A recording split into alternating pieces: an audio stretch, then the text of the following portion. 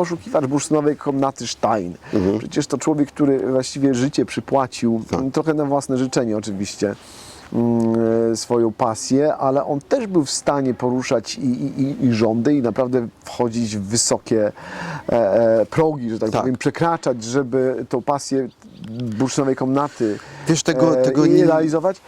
Tego nie da się trochę zignorować, bo wiesz, jeżeli jest szansa gdzieś tam, że jest potencjał tego skarbu, Aleksander Dumas w hrabim Monte Cristo, wiesz, mamy tą sytuację, gdzie Edmond Dantes jest osadzony obok zresztą robi, prawda, tunel robią po prostu dwóch więźniów i ten ksiądz Abbe Faria opowiada każdemu, kto chce posłuchać, historię o potężnym skarbie, który jest zakopany na wyspie Monte Cristo, prawda?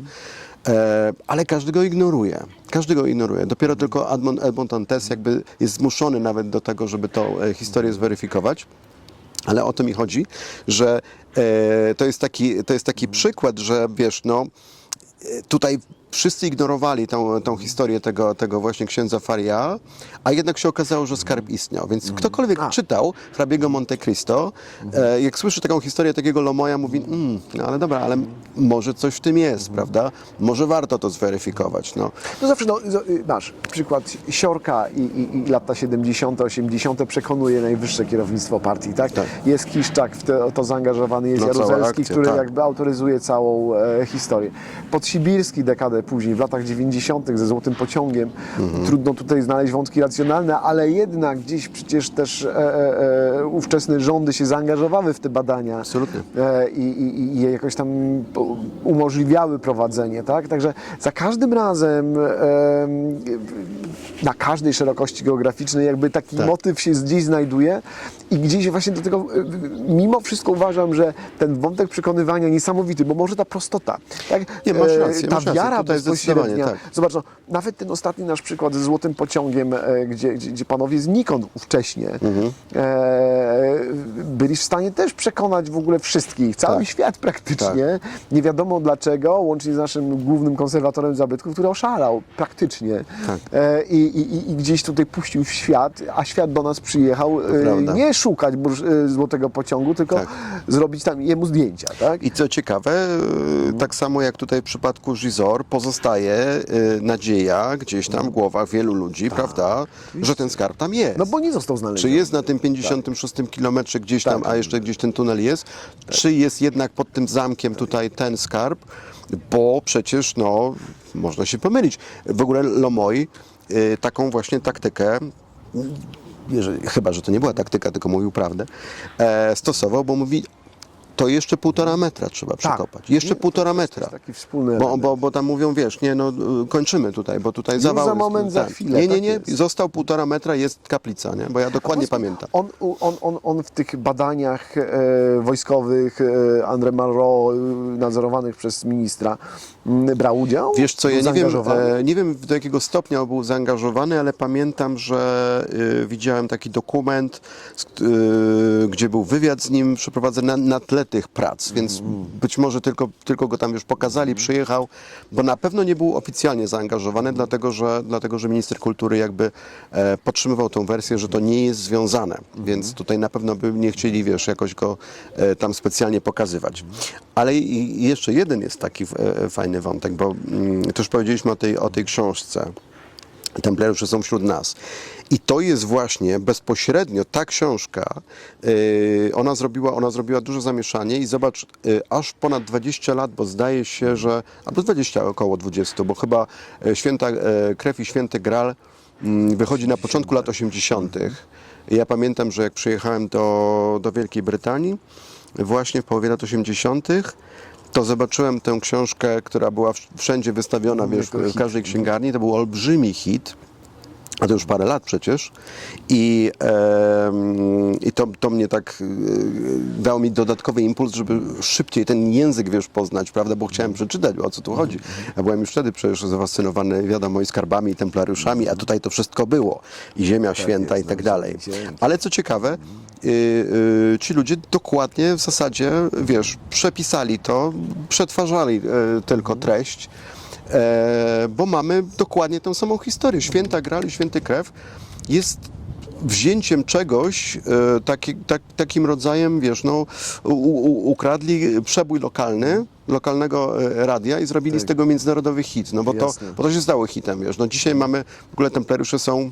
No Dan Brown później zrobił przecież to samo, Dan tak Brown, naprawdę Dan wykorzystując Brown, motyw dokładnie. główny. Nawet pewnie nie wiedząc, wiesz, że źródłem jest Gerard Hita de zrobił jeszcze większy hit, tak? Tak, dokładnie. Tak. Natomiast umówmy się, że jeżeli zrobisz jakąś taką podstawową kwerendę, czy poszukasz sobie źródeł, no to te rzeczy się w zasadzie, wiesz, no, w godzinę to się rozsypuje, tak? Bo tego nie ma. Widać, że zawsze możesz wrócić do tych kilku osób, a później już nic, nie? Czyli po prostu to oni musieli jakby stworzyć całą tą historię. Historię niesamowicie skomplikowaną, ale... Jak pokazują te przykłady, czy nawet nasze przykłady, no znowu tutaj natrętnie wracamy do tego Złotego Pociągu, który już był przecież wielokrotnie przebadany. Historia znana od lat 70., mielona w latach 80., podważona w latach 90., w 2000 już zapomniana i nagle w 2015 roku w ogóle jako całkiem świeża historia pojawia się, gdzie znowu powtarzam się, ale ten świat oszalał na punkcie tego i myślę, że zobacz, niezależnie jak dobrze sprawdzone są te historie, jak zweryfikowane, jak wyłuskane te słabe punkty mogą być, to tak czy inaczej po dekadzie, a nawet dwóch może się zdarzyć tak, że historia zaczyna żyć zupełnie nowym życiem, To prawda. w nowej formie. Na pewno poszukiwania takich dużych skarbów tak cyklicznie się pojawiają, ale to nie jest do końca tylko to tutaj, bo zwróć uwagę, że mamy całą otoczkę historii, chociażby właśnie tego równoległego zakonu obok templariuszy. Zakonu, którego, wiesz, wielkimi mistrzami mieli być ludzie tacy jak Leonardo da Vinci, Isaac Newton, prawda? Ale tutaj wchodzimy trochę w teorię spisku, tak? No tak, i to właśnie znowu, prawda, wielkie skarby, wielkie poszukiwania zawsze się ocierają o takie właśnie rzeczy. To jest niesamowicie fantastyczne. Wydaje mi się, że no bo wiesz, historia Lomoja jest fantastyczna i bardzo charakterystyczna, prawda?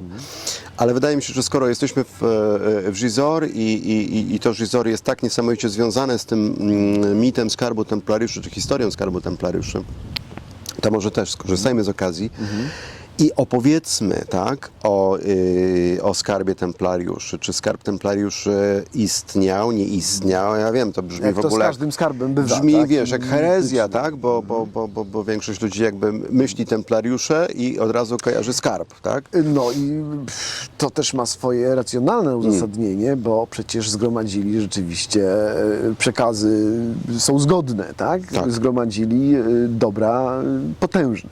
Tak, ale to też, dobra, to może od tego, tak? Zacznijmy. Okej. Templariusze zaczynają dosyć skromnie, bo zaczynają zaledwie w 9 rycerzy. Prawdopodobnie w roku 1118, mówimy prawdopodobnie, bo to też jest tam, kilku historyków się o to sprzecza. I zwykle są tak przedstawiani, że tu jest kwestia jednak takiego bardzo historii z niczego ultra bogactwa. Tak. I gdzie tu jest prawda? To już jest nie do końca, to już jest nie do końca prawda. Dlaczego? Dlatego, że my wiemy, kim byli ci rycerze, co prawda... I jakie były też założenia jakby samego? Jakie założenia? Tak, ale chodzi mi o to, wiesz, bardziej, że to nie byli biedni ludzie, to byli ludzie związani zarówno z dworem Szampanii, ale też z Flandrią na przykład. To byli zamożni rycerze. Kolejna właściwie taka sprawa, która jest jakby troszeczkę niezrozumiana, bo templariusze mieli generalnie jako zakon rycerski, mieli kilka pieczęci i w zależności od lokalizacji, od sytuacji też pieczętowali dokumenty. Jedna chyba najsłynniejsza i najsłynniejszy symbol templariuszy to jest 2 rycerzy na jednym koniu, prawda? Tak jest. I tutaj zwykle interpretacja jest taka, że właśnie odnosi się do tego ich początkowego ubóstwa. Oni musieli skromności. konia, Tak. prawda, dzielić i tak dalej. Natomiast absolutnie nie o to chodzi, tak? Dlatego, że już ta pierwsza reguła zakonna, która ich obowiązywała, ona mówi o tym, że rycerz musi mieć 3 konie. To w ogóle jest jakby podstawa, tak? No, tam jest, wiesz, tam jest kwestia ilości oporządzenia, ilości osób, które będą takiemu rycerzowi pomagały. Bo umówmy się, że no, Klut zawsze to byli prawda, rycerze, ale tam była cała masa ludzi, która obsługiwała to wszystko, prawda, od sierżantów po prawda, osoby służebne i tak dalej, po kapłanów i tak dalej. I tutaj na pewno to nie ma... Struktury były rozbudowane. Tak, na pewno nie jest to sytuacja taka, że na pieczęci mamy tych 2 rycerzy na jednym koniu. Na pewno to nie jest związane z ubóstwem. Niekoniecznie wiemy niestety, znowu, jest to mnie Dosyć... dosyć... z ich preferencjami, tak? Jakby... Do tego przyjdziemy. To możemy jakby wykluczyć, bo ponieważ nikt by się tak nie ogłaszał, prawda, publicznie. Ale sytuacja jest taka, że istniała, być może, bo ja tutaj tylko daję jedną z teorii, istniała taka technika kawaleryjska, gdzie Ryszard Bieserce na przykład ją zastosował w jednej z bitew, gdzie tych rycerzy i osoby, które już po prostu tego rumaka były pozbawione, można było tak ewakuować, tudzież przerzucać szybko po prostu w inne miejsce. Więc to bardziej ma to, wiesz, jakiś tam sens, uzasadnienie. Na pewno nie jest to właśnie ta kwestia związana z ubóstwem. W każdym bądź razie, wiesz, no okej, zaczynają jednak początki, może nie są to ludzie ubodzy, no ale jest ich kilku zaledwie. Ale takie założenia takie były, tak? Zwróć uwagę, i tutaj już jakby ten pierwszy motyw, bo nazwa Templariusze pochodzi właśnie od tego, że oni są osadzeni na wzgórzu świątynnym w Jerozolimie, w części Pałacu Królewskiego, dostają go w ogóle od króla, dawne Templum Salomonis, dawna świątynia Salomona, przynajmniej tak uważano, bo to też jest. W każdym bądź razie nie są to rzeczy, wiesz, które się daje jakimś tam biedakom. Tutaj też to świadczy o tym, że ci ludzie byli i wpływowi, i zamożni. W każdym razie na pewno się liczyli w jakiś sposób, tak? No, wiesz, król udostępnia im w ogóle część swojej siedziby, którą oni następnie adaptują na swoje potrzeby. Samo serce Jerozolimy, samo najświętsze ze świętych miejsc, związane tutaj się od razu jakby to łączy z naszymi opowieściami o Arcyprzymierza, Indiana Jonesie i tak dalej, ponieważ to jest właśnie dokładnie to miejsce, gdzie ta arka miała się wcześniej znajdować i w przyszłości za prawda, 1000 lat ponad ludzie zaczną łączyć templariuszy z tymi poszukiwaniami, bo wtedy ich jeszcze nikt nie łączył, bo to też jest jeden z mitów, o których często jakby się powtarza, że te templariusze mieli jakieś tajne zadanie i oni od razu byli, wiesz, tacy znani właśnie z takich bardziej dziwnych, ezoterycznych tutaj kwestii podejść. Ale to znowu mamy też jakiś wpływ literatury, tak? Od najwcześniejszej. No, absolutnie. Poprzez absolutną eksplozję jakby i renesans zainteresowania templariuszami, ich mistyką w wieku XIX przecież. Tak, ale wiesz, mamy tą sprawę, kiedy templariusze budząc z całą pewnością, bo tam było kilka tych przyczyn tego aresztowania tych templariuszy. Tak, w roku 1307, kiedy templariusze, umówmy się, są już międzynarodową, potężną organizacją z kilkoma tysiącami rycerzy. No, nie brzmi to dzisiaj jakoś tak znacząco, ale wtedy to była znacząca siła. Przede wszystkim to byli ludzie niesamowicie dobrze wyszkoleni, którzy funkcjonowali także w komandoriach, między innymi na terenie dzisiejszej Polski. Natomiast... Ta sieć komandorii, to powiedzmy, nie, że ona była rozbudowana w całej Europie. Ona była rozbudowana w całej Europie i... Mówi coś o wpływach. I to była, wiesz, to była sprawa nie dlatego, że jakby oni się stali, to co dzisiaj też tam część historyków im zarzuca, oni się stali, wiesz, biznesmenami, bankierami, zainteresowani tylko mamoną, prawda, a nie ziemią świętą. to nie o to chodziło. Cała ta sieć tych komandorii w Europie, to wszystko pracowało na Ziemię Świętą, na ideę krucjaty, bo tego absolutnie templariuszom nie można zarzucić. Cały czas do swojego końca oni bardzo aktywnie i działali w Ziemi Świętej, a już po jej utracie, po utracie Akki w 1291 na Cyprze próbowali zdobyć przyczółek i pociągnąć tę ideę Zresztą, krucjatową. gdzie już wszyscy odpuścili, Tak. oni nadal przecież byli... Także ta sieć tych komandorii to były przede wszystkim jakieś takie właśnie faktorie przemysłowe, rolnicze. Sposób na finansowanie sposób na finansowanie tego. akcji. Co ciekawe, faktycznie templariusze byli bardzo mocno zaangażowani w finanse i tu stąd chyba ta kwestia tych potężnych, potencjalnych skarbów, ponieważ niektórzy byli nawet skarbnikami królewskimi. No, Filip IV Piękny, który atakuje templariuszy w roku 1307, 13 października ich aresztując, rok wcześniej chowa się w paryskiej siedzibie templariuszy, w paryskim templum przed wzburzonym tłumem, który, wiesz, no, były bardzo ciężkie warunki, pieniądz był mocno osłabiony, żądał tak zwanego chleba. No, to się w zasadzie w Paryżu nie zmienia. Tam co jakiś czas są, prawda, zamieszki czasami bardzo mocno dotykające rządzących. I tam mamy sytuację taką, gdzie Filip Piękny chowa się w ogóle w templum, bardzo dobrze jednak przecież umocnionej komandorii. I tam podobno miał widzieć te skarby, ale to spodziewałbym się, że to nie jest kwestia tego, że on widzi skarbiec, bo skarbiec, co ciekawe, co dosyć ważne, skarbiec króla Francji był wtedy skarbcem templariuszy.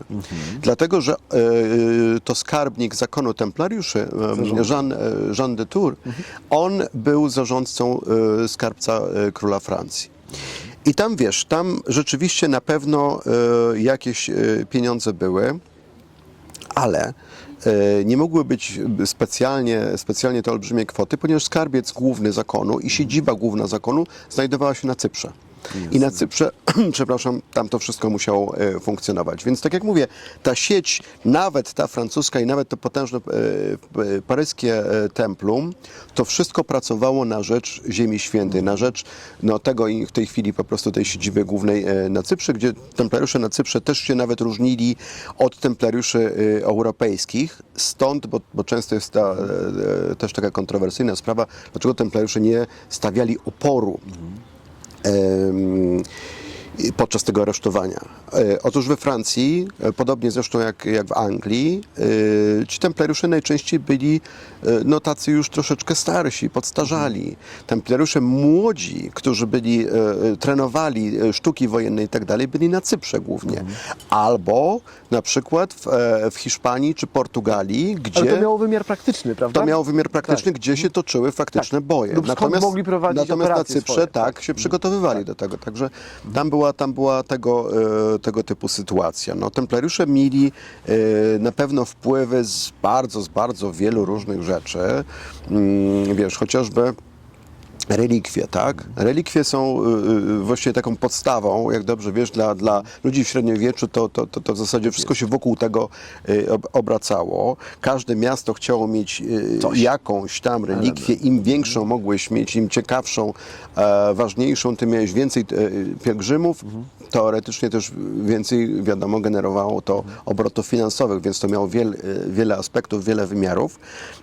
Wiemy, że templariusze byli strażnikami, nie mówię tego w takim, wiesz, mistycznym aspekcie, ale zarządzali wieloma cennymi relikwiami, wieloma fragmentami tak zwanego prawdziwego krzyża. Tak jest. To jest taka rzecz, którą też, bo wiesz, ta kwestia prawdziwego krzyża, to chyba powinniśmy zrobić o tym w ogóle też oddzielne spotkanie i pogadać sobie. Ale często, to chciałem poruszyć, bo często się taki mit powtarza o tym, że jest tak wiele tych fragmentów tej relikwii, że można by z tego, wiesz, parę domów wybudować, nie, tak dalej. Nie?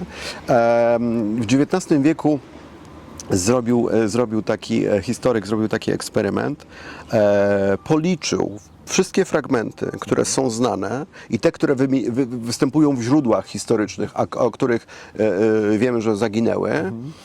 I to nawet nie była, wiesz, 1/20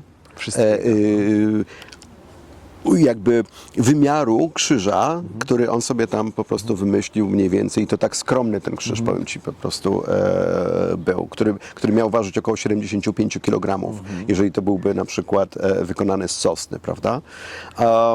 Więc umówmy się, że to jest mit, tak? Bo to często jest powtarzane. Dobra. Więc templariusze mieli całą masę źródeł tych pieniędzy, natomiast co ze skarbem? My, co prawda, nie wiemy, co się stało w paryskim templum, co dokładnie ludzie króla przejęli. Prawdopodobnie król Francji miał bardzo duży dług wobec zakonu, bo wiemy, że on sobie zażyczył tuż przed przyjazdem właśnie Wielkiego Mistrza w roku 1307 pożyczkę w kwocie 400 000 florenów. To jest po prostu gigantyczna w ogóle kwota, która pewnie przerosłaby w ogóle, wiesz, budżet Nawet templariuszy, tak? No ale król Francji miał potężne potrzeby. I tutaj prawdopodobnie była ta kwestia właśnie zajęcia tego skarbca zakonów w Paryżu. I być może były jakieś pieniądze, które być może ze sobą przywiózł z Cypru Jacques de Molay. Tam jest w ogóle, wiesz, w tle taka dziwna historia, bo mówi się o jakimś takim konflikcie, że być może jeden z dostojników, który był na terenie Francji, on się zgodził w ogóle na tę pożyczkę dla króla Francji, nie konsultując tego z Wielkim Mistrzem. Bo to jest jednak kwota, która absolutnie powinna być konsultowana. I być może Jacques de Molay, żeby udobruchać króla, przywiózł część tych pieniędzy. Ale to na pewno była część, to nie mogła być, wiesz, bo to jest potężna fortuna. Albo po prostu była kwestia tylko i wyłącznie negocjacji. Ale tak czy inaczej jakby to miało zostać sprowadzone z Cypru. To nie miało być we Francji. Tak. Także wiesz, no, na pewno było bogate wyposażenie, tak, templum paryskiego, ale co dokładnie tam się znajdowało, nie wiemy. I dlatego, ponieważ nie wiemy, powstał mit o tym, że templariusze zdołali ukryć. Bo wiadomo, że jak jest, wiesz, duża akcja policyjna, jak się coś dzieje, to jak jest niebezpieczeństwo, to chowasz, to ukrywasz, jest ten sam tak? jak wszędzie.